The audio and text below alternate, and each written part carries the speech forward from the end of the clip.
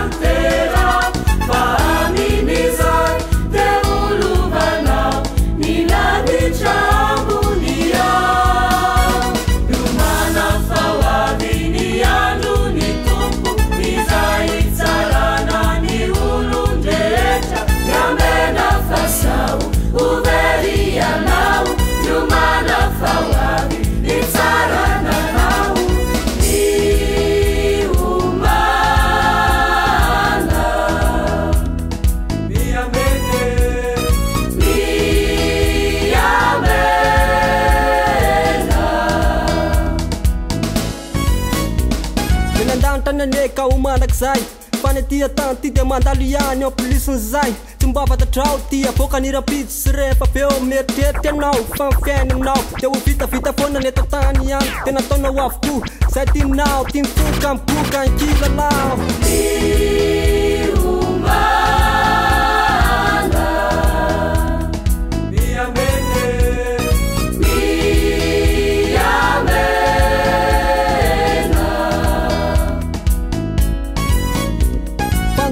Teny hoe mifalia dia nataonao izay tianao toa tinonao ilay toyiny ilay itsarana antsika zao dia sao tompo angery raha tetia tany dia fanampilaza momby izany koa miomana sy miambena sao kitozy anao vao ho tonga saina.